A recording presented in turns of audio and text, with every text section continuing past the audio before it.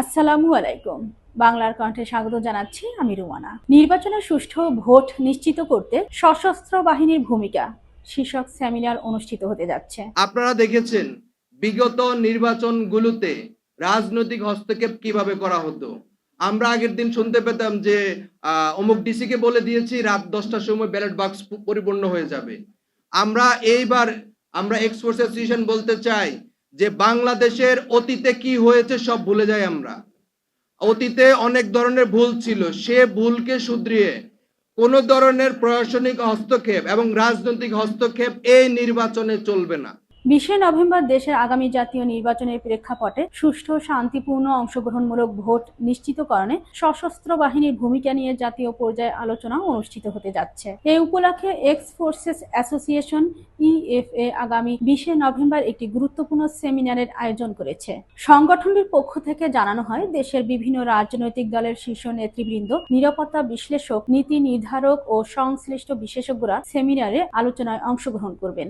আলোচনার মূল বিষয়গুলো থাকবে রাজনৈতিক দলগুলোর দৃষ্টিতে নির্বাচনকালে সশস্ত্র বাহিনীর সমর্থনমূলক ভূমিকা, জাতীয় নির্বাচনের স্বচ্ছতা, নিরাপত্তা ও গ্রহণযোগ্যতা নিশ্চিতকরণে প্রশাসনিক সমন্বয়, জাতীয় ইউনিটি, ঐক্য ও গণতন্ত্র পুনরুদ্ধারে বাস্তবিক মূল্যায়ন। এক্স ফোর্সেস অ্যাসোসিয়েশন জানায়, এই আলোচনা গণমাধ্যমের মাধ্যমে জাতির সামনে তুলে ধরাই এর মূল লক্ষ্য।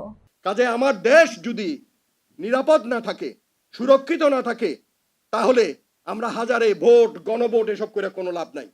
সরকারের উচিত জাতীয় নিরাপত্তা বিষয়ক বিষয়সমূহের প্রতি নজর দেয়া এবং ব্যবস্থা নেওয়া। সেনাবাহিনীর সাবেক কর্মকর্তাবৃন্দ যারা আজকের এই অনুষ্ঠানের আয়োজন করেছে, আমাদের সাইফ ভাই তিনি যেটি বললেন যে তিনি আসলে চাকরিচ্যুত হয়েছেন। জেনারেল আজিজের বিরুদ্ধে কথা বলেছিলেন, তার ভাই ছাত্রদলের নেতা ছিল। এই যে পারিবারিক কারণে, মানে ভাই কি রাজনীতি করে, এই কারণে তাকে চাকরি থেকে সরিয়ে দেওয়া হয়েছে। ইলেকশন কমিশনের নিকট আমাদের অনুরোধ থাকবে, আপনারা না হয় আগের পরিণতি কি হয়েছে সেটা আপনারা দেখেছেন। জনগণ কিন্তু ছাড় দেয়, ছেড়ে দেয় না, যেটা আল্লাহ ছাড় দেয় এবং ছেড়ে দেয় না। তো এই জন্য বলবো, এমন ধরনের কোনো নির্বাচন করবেন না যেটা আগে থেকে প্রশ্নবিদ্ধ থাকে। লাস্ট আমি একটা পয়েন্টে বলবো, নির্বাচন পূর্ববর্তী এবং পরবর্তী সহিংসতা।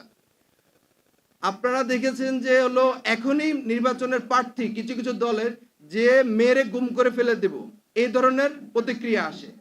তো এই জন্য বলবো, নির্বাচনের পূর্ববর্তী এবং পরবর্তী যে সহিংসতা, এটাই হলো জনগণের মধ্যে একটা ভীতি সৃষ্টি করে যে নির্বাচনের পূর্ববর্তী আমি যদি ভোট কেন্দ্রে যেতে পারবো কিনা, সেই নিরাপদ পরিবেশ আছে কিনা, পরবর্তী সময় ভোটটা দিয়ে আসবো আমার পছন্দের মার্কাকে, যদি আমাকে ফোর্স করা হয় যে অন্য মার্কাকে দিতে হবে, না হয় আমার ঘর বাড়ি জ্বালিয়ে দেওয়া হবে, আগুন দেওয়া হবে। এই জন্য বলবো যে সরকারকে একটি কঠোর পদক্ষেপ নিতে হবে, যাতে নির্বাচনের পূর্ববর্তী সময়ে জনগণ আস্থা এবং উৎসবমুখর নিরাপদ মনে করে ভোট কেন্দ্রে যেতে পারে।